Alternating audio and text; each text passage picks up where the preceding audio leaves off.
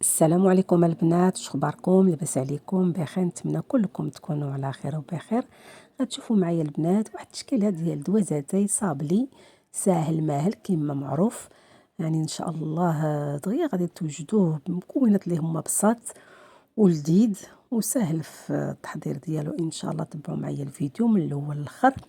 اول صابلي البنات عندي هنايا واحد 125 غرام ديال الزبده، عندي شويه ديال الفاني غبره، هاد الماركه هادي تجي زوينه، وعندي 100 غرام ديال السكر كلاصي وبيضه واحده قريصه د الملح، وعندي هنا 360 غرام ديال الطحين مضبوطه ساهل ماهل. وغنخرج فيه جوج ديال الشكيلات كل واحد مختلف على الاخر، ممكن تخرجوا البنات فيه حتى كتر. يعني واحد لاباط صابلي تتجي لذيذه وما تتكمش ما تتعوج ما حتى شي حاجه، ممكن نخرجوا فيها ماشي هي شكل ولا جوج ولا ثلاثه، ممكن نخرجوا فيها حتى 10 الشكيلات هكا. يكونوا عندنا الطوابع منوعين والحشوات مختلفين، كل واحد والمذاق ديالو. وحنايا خدمنا واحد التشكيله ديال صابلي اللي هي بسيطه جدا. كما قلت لكم البنات تنحتاجوا هنايا 125 غرام ديال الزبده اللي هي ربعه صغيره، و100 غرام ديال السكر كلاصي، بيضه وحده، قريصه ديال الملح، شويه ديال الفاني هكا غبره تعطي واحد المذاق زوين. صافي عندي واحد 360 غرام ديال الطحين، ما فيه لا خميره ما فيه لا زيت، بسيط وتيجي لذيذ. صافي البنات نخدم هاد المكونات ديال الزبده والسكر والبيض. من بعد غنزيد الطحين شويه بشويه كما معروف. عندي هنا واحد 360 غرام، وعاوتاني على حسب النوع ديال الطحين اللي نتوما تخدموا به، ممكن يشرب لكم ممكن لا. هذا دخلت ليا 360 غرام ديال الطحين. غادي ندير شويه من بعد غادي نفرقه على جوج، واحد غادي نخليه بالنكهه ديال الفاني، وواحد غادي نزيد عليه اما برتقال هكايا قشور ديال البرتقال، اما الروح ديال البرتقال او الحامض او اللي بغيتو اللي تتبغيو. ممكن هكا تنسموه بالنكهه اللي بغيتو. كما شفتوا البنات مكونات اللي هما بساط وتبارك الله راه تيخرج. كما شفتوا البلاطو هكايا اللي تيبان لكم، يعني ولو هي ربعه صغيره ديال الزبده تبارك الله راه تعطي. صافي البنات قبل ما نكون انا نخدم صابلي تنشعل الفران ديالي، تنقص ليه يسخن ونقص ليه مزيان صافي، وتندخل الطاوه. من بعد فاش تنشكلها كما شفتوا البنات فرقت لاباط صابلي على جوج، وحده خليتها بالنكهه ديال الفانينيت، وتنزيد ليها الطحين شويه بشويه. ما يكونش كما قلت لكم 360 غرام هي اللي غتدخل ليا لهاد مقدار ديال 125 غرام ديال الزبده، تدخل لي 360 غرام ديال الطحين اللي انا عابره باش ما تلقاوش مشكل. تيجي هكا البنات كما شفتوا تيجي هكا ما تيتلصقش في هاد اليد اللي انا ما فيهاش العجينه. صافي وتنجمعوا ونمشي البنات القسمه الثانيه. كما قلت لكم ممكن ديروا هاد النكهه ديال الليمون، ممكن ديروا ليمونه محكوكه، ممكن تكون الحامضه، اي نكهه بغيتو ديروه. صافي حتى هي تنخلطها وتنزيد الطحين اللي بقى ليا شويه بشويه. كما قلت لكم بسيط بزاف ولكن تيجي لذيذ وسهل. هذا واحد كوموند ساهل وخفيف. السيده هي اللي اختارت هاد الموديلات وقلت راه نشاركهم معكم، ولو ما عنديش وقت ولكن قلت راه نشارككم ولو هي بالخف، ولو تاخذوا هي شويه ديال الافكار هكا منه وصافي. صافي البنات كما شفتوا متيبقاش يتلصق ليا في هاد اليد. نمشيو البنات للشكل الثاني ديال الصابلي. تنحتاجو 125 غرام ديال الزبده، 50 غرام ديال السكر كلاصي، عندي واحد ساشي ديال كاكاو، وعندي هذه ديال الفلو كراميل تيعطيها واحد المذاق زوين، وعندي واحد البيضه حتى هو بسيط بزاف بزاف. تندير البنات هاديك 125 غرام ديال الزبده و50 غرام ديال السكر كلاصي، وتندير الكاكاو، تندير لك الفلو كراميل تيعطي واحد الهشاشه زوينه، واللي بغى يدير شي هكايا الروح ديال القهوه تتواتا مع هاد الشكل هذا ديال الكاكاو. صافي تنخلط هاد المكونات ديالي كما شفتوا حتى هو راه بسيط بزاف، وتندير بيضه وحده ما فيهم شي حاجه اللي هي صعيبه وتيجيو هشاش. صافي تنخلط هاد المكونات، وعندي هنا 300 غرام ديال الطحين اللي دخلت ليا في هاد الخليط ديال ربعه صغيره حتى هو ديال الزبده. 125 غرام ديال الزبده دخلت ليا 300 غرام، الاخرى البنات دخلت ليا 360، هذا دخلت ليا 300. وديما تنقول عاوتاني على حسب النوعيه ديال الطحين اللي نتوما خدمتو به. تنزيد الطحين شويه بشويه. صافي تنجمع لاباط صابلي ديالي وغادي نسرحها ونطبعها بالشكل اللي بغيت. كما قلت لكم تندخلها الفران تيكون سخون وناقصه النار، ديك 15 دقيقه يطيب ليا الصابلي ديالي وتنخرجو. ساهل ماهل، ما فيه شي حاجه اللي هي صعيبه او لا ما كايناش. غادي نجمعوا البنات، ما تخلوه لا يرتاح لا حتى حاجه، تنجمعوا تنطبعوا مباشره. تيجي هذا مرمل هاد لاباط صابلي كما شفتوا البنات. سرحنا باش نربح الوقت، سرحت صابلي تيكون رقيق. هذا ديال نطبعوا هذا بالفاني، وطبعته بهذا الدمعه. هذا ممكن تطبعوه كما تنقول باي طابع.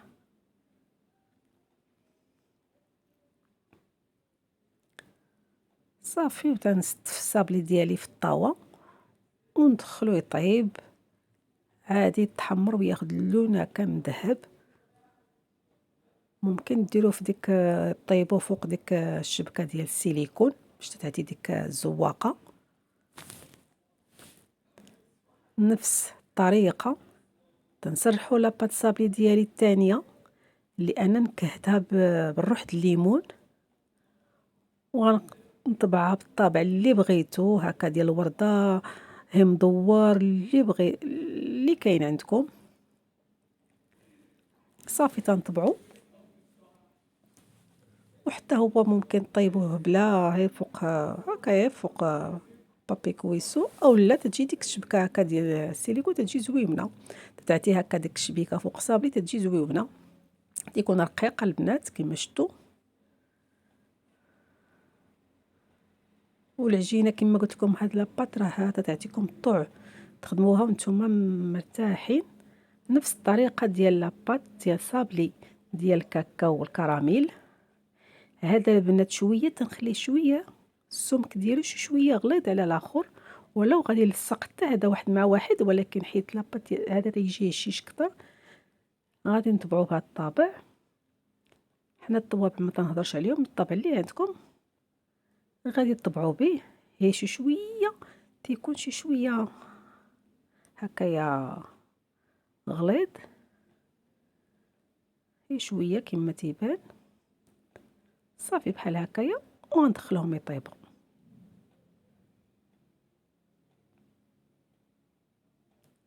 غنمشيو البنات النوقه ديالنا سهله مهله ولذيذه. في كاسرونه تندير 50 غرام ديال الكليكوز كما تيبان لكم، 50 غرام السنيده، 50 غرام ديال الزبده قريصه د الملح. فوق النار نبقى نحركهم حتى تذوب سنيده وكليكوز والزبده، 3 د المكونات. وعندي هنايا 100 غرام ديال اللوز كونكاسي او يكون يفيلي، وعندي هنا 50 غرام مخلطه بشويه ديال داك الليمون، اللي داك الليمون هكا معسل، وعندي اناناس، عندي سكنجبير، عندي هنا داك الشكلاط، هي كاع شكلاط عادي تعطيها واحد البنه. كما قلت لكم تنجمع هاد المكونات تعطوني 50 غرام، ما بين اللوز وهذه 150 غرام صافي. فاش تذوب ليا السنيده والزبده تنرمي اللوز وديك الفخوي وتنحركهم صافي وتنديرها في السيليكون. بالنسبه للبنات شطات ليا واحد شويه ديال العجينه من ديك العجينه هكا ديال الكحله، خرجت منها هذا الموديل هذا الشكل هذا اللي ما باغيش يطبع ويلصق راه ممكن البنات ديروه بحال هكا، تديروا هكا صبيعات وتنجمعهم وتنطرقهم في السيليكون تيدخلوا يطيبوا في السيليكون. فاش تيطيبوا تنحيدهم وتنرجعهم للطاول، عاود ندخلهم مره اخرى للفران حتى تيتقرملوا شي شويه هكايا صافي. تنغطسهم بالشوكولا، سهله مهله. اللي ما باغيش يطبع يدير بحال هذا الشكل هذا حتى هو تيجي زوين. كما شفتوا البنات الكاسرونه ديالي درتها فوق النار حتى دابت ليا الزبده والكليكوز وسنيده، ورميت عليها داك اللوز مع اللي فخوي وحركتهم مزيان صافي. حيدت الكاسرونه خليتها شي شويه بردت باش ما تحرقنيش، وتناخد جهد واحد هكايا ديك 6 غرام 5 غرام 6 غرام تنديرهم في السيليكون. نديرو السيليكون ديال هكا هذا ديال الدولار، ديال الاخر ديال 0.27. عندي لي صابلي ديالي البنات كما شفتوا تياخد ديك الشبيكه تتبان هكا حليل وزويونه. ممكن طيبوها فوق الطاوه عادي بلا ديك السيليكون، هذا طيبته عادي تيجي بحال هكا. وعندي هذا الشكل حتى هو تيجي بحال هكا طيبته فوق ديك لاباط ديال السيليكون. هذا مكان البنات. وهاد الدبينجات هكا تيجيو حتى هما حليلوين ساهلين ماهلين، ما فيهمش شي حاجه اللي هي صعيبه. هكايا تنوعوا من كما قلنا من العجينه وحده ممكن نديروا بزاف ديال هكايا ديال الشكيلات. المهم لاباط صابلي تتكون سهله ناجحه البنات، هذاك هو المهم. وعندي البنات هنايا عندي تناخذ واحد 2 معالق ديال الناباج وحده كليكوز تنديرهم في كاسرونه وتنخل هكا فوق النار حتى تينسجموا ليا. تنزيد عليهم واحد 3 المعالق كبار ديال الشوكولاط دايب، تنذوب الشوكولاط في زلافه وتناخذ واحد 3 المعالق تنخلطو مع داك الخليط ديالي اللي انا درت في الكاسرونه الناباج والكليكوز، 2 ناباج وحده كليكوز، وتنحرك الخليط ديالي. من بعد تنزيد عليه شي شويه ديال الروح ديال الليمون، حيت هاد صابلي هو اللي درت ليه الروح ديال الليمون. ممكن ديروا القشره كما تنقول لكم حتى هي تجي لذيذه وزوينه. المهم اللي كاين عندكم خدموا به تجي واحد هكايا تلصيقه اللي هي لذيذه وسهله بمكونات اللي هما بساط اللي عندي في الدار. تيجي مذاق زويون مخدوم بالروح د الليمون ولصقته بالروح د الليمون.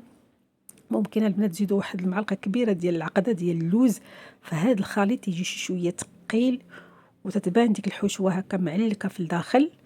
نتوما المهم انا ما بقاش لي العقده ديالي ديال اللوز، ممكن نتوما الا كانت عندكم العقده تاخذوا واحد المعلقه وتخلطوها مع هاد الناباج والكليكوز اللي انا علقت شويه فوق النار، وزدت عليهم واحد 3 المعالق ديال الشكلاط ابيض باش تيجي واحد الخليط ديالي فاش تيبرد تيجي هكايا تيتلاصق ومعلق.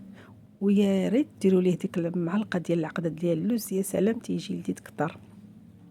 صافي تندير واحد شويه ديال هاد التلصيقه هنا وتندير النوغا ديالي تتجي لذيذه بدوك هكا بداك الليمون المعسل وبسكنجبير واناناس، تتجي لذيذه هاد النوغا حتى هي وبساط. والمقادير كما قلت لكم البنات حتى ديك النوغا راه المقادير مضبوطه فيها، هي 50 50 50 ساهله. 3 ديال 50 سكر الزبده كليكوز و150 غرام ديال اللوز اللي هي مخلطه مع اللي فخوي، سهله ماهله.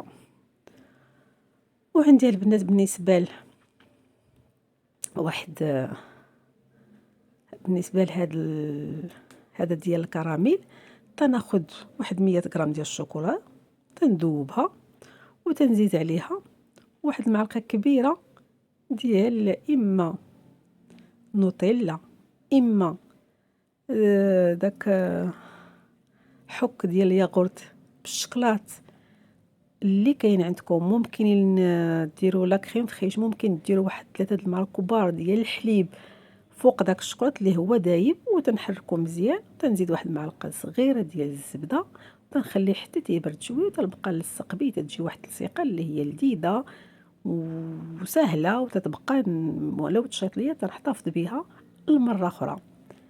هذا ما كان البنات بالنسبه له. وهادو هي تنغطسهم البنات في الشكلاط حتى هما ساهلين بزاف. هاد لي صابلي اللي هما بساط بزاف بزاف. وعندي هنايا عندي الكراميل ديالي اللي هويا، اما ديروا نيسلي كراميل، ممكن ديروا الكراميل اللي انا فايتعاتيها لكم ديال الدار. مره اخرى ان شاء الله عاود نعطيه بطريقه واحده اخرى ان شاء الله جديده وناجحه وسهله. واللي عنده البنات نيسلي هكا كراميل يديروا، واللي ما عندوش راه ممكن ياخذ شويه ديال العسل، واحد نص كاس ديال العسل يديروه في كاسرونه حتى تيسخن، وتيزيد عليه واحد 6 د الحبات ديال الشوكولا بيضاء، ويحرك مزيان، يدير معلقه صغيره ديال الزبده، وتيحصل على واحد الكراميل هكايا اللي هو بسيط وساهل ولذيذ حتى هويا. صافي وتيلصق به لي صابلي ديالو. وها هما يعني خرج من القليل الكثير. صافي وتيجيو معلكين ولذاذين. وتنعمرهم البنات بهاد اللوز هكا باطوني اللي انا محمره، مقطع اللوز باطوني هكا ومحمره، تيجي زوين. صافي تيجي الشكل ديالو زويون بحال هذا المنظر. واللي بغى البنات يغطس ليه الراس ديالو في الشكلاط تيغطسو.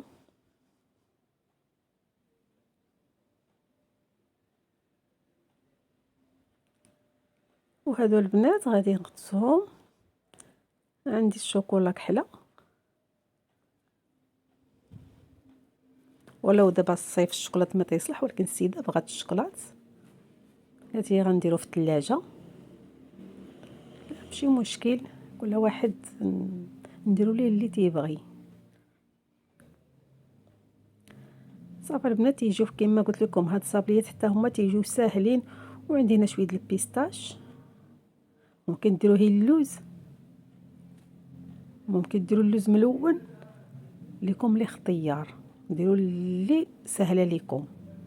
المهم لاباط صابلي كما شفتوا بسيطه سهله، وانتم تتخرجوا فيها اشكال كثيره هكا دوازاتي مع العائله مع الحباب. كما ديما تنقول حنا في عطله وفي الصيف واحد هكايا تيبغي تكون واحد الجلسه زوينه مع العائله ديالو.